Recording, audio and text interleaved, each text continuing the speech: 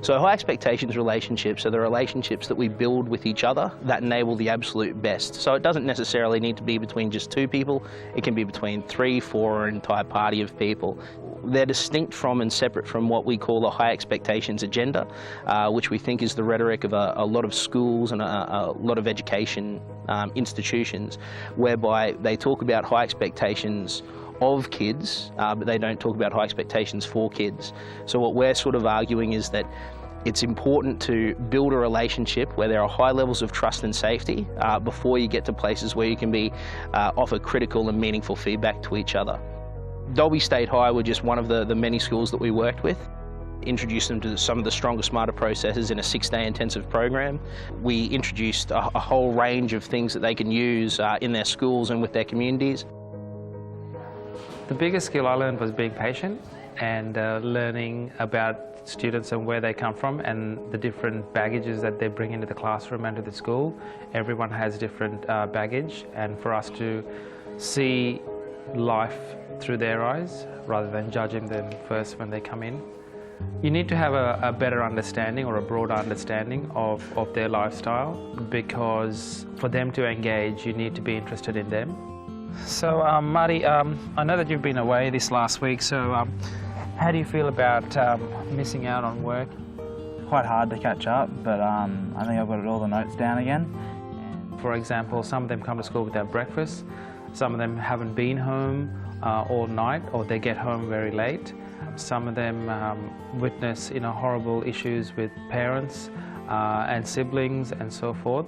So they come to school not ready to learn, and they come to school with so many issues, so school's the last thing on their mind when they're walking through the gate. Myself, I have had bad background issues, but it really doesn't affect me much with school because I know it's a priority that's got to get me through life.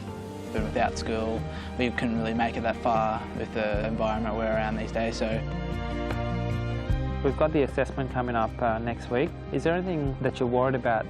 Getting time with them one-on-one outside of the classroom kind of helps. Really gets to know with the person behind them as well, not just their work, their background.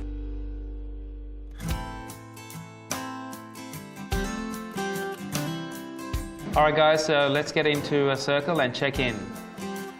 They initially didn't like the yarning circle. They thought it was a bit of a joke, and I told them how serious it was. Today I'm feeling glad and content to see what the day brings. When they're in the circle, everyone's treated equally, even myself. I don't have any more power than they do, and now they're just, as soon as they walk into the classroom, that's the first thing they do is they set the circle.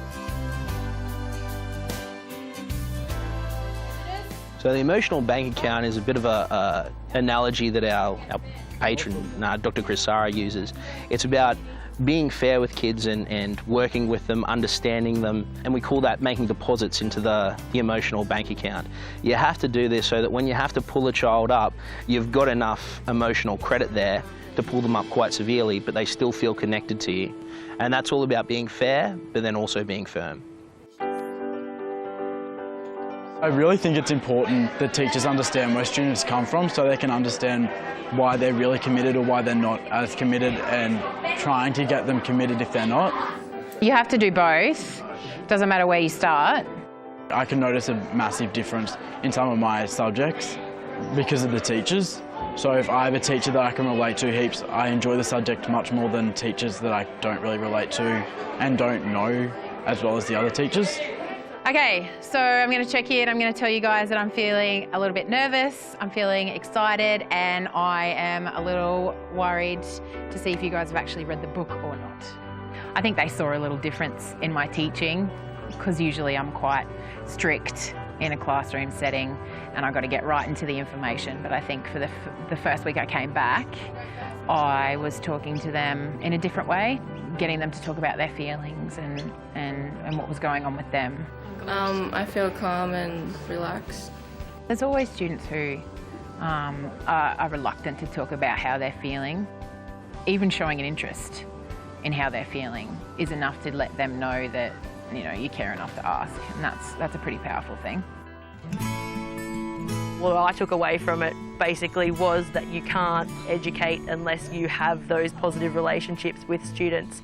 how to look at ourselves and maybe some of the things that stopped us from being the best teachers that we can be. So say, for example, we looked at the various assumptions that we have as individuals about society and about other people and about ourselves even, broke down our barriers as individuals and made us examine ourselves so that we could become a solid group by using like perceptual positioning and asking myself, right, I need to be in their shoes right now, thinking about just listening to them, thinking about what they're thinking, what they're believing, all of that sort of stuff, and taking it away from myself. I think that's made me a better year coordinator and a better teacher because it's less about me and more about them. Previously, where I didn't like my teacher, I didn't perform well in the class because I was disinterested and I didn't enjoy the class, so I didn't enjoy doing the work, so I didn't do it. What does this mean? It says they have their exits and their entrances. Yeah. So She's nice.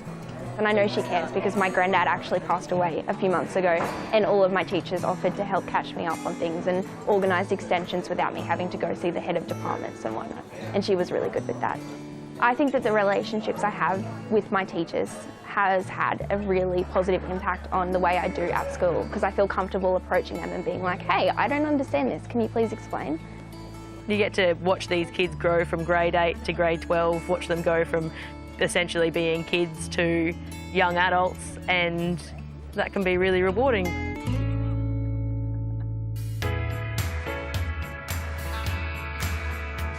Each teacher brings unique skills and processes and ideas to the staff room.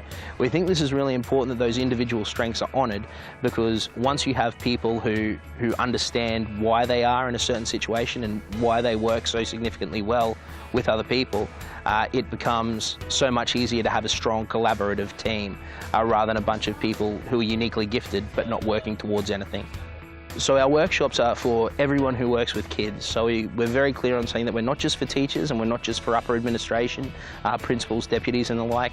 We also love to work with community members. We've worked with CECs or community education counsellors. We also work with chaplains.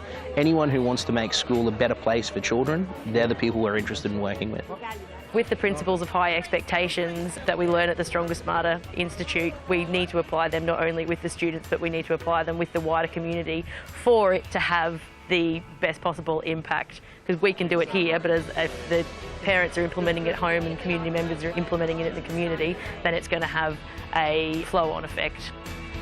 It took me about a good 2 days to understand what this was all about. But then when I worked out what they were really trying to do was basically put a mirror in front of us and go, this is you. I think the teachers make a huge impact on how I learn, especially how committed they are to the students. So I suppose the reason why I think people should get involved is because all we're acting as are facilitators to create the change that they've probably desperately wanted in their communities for a long time.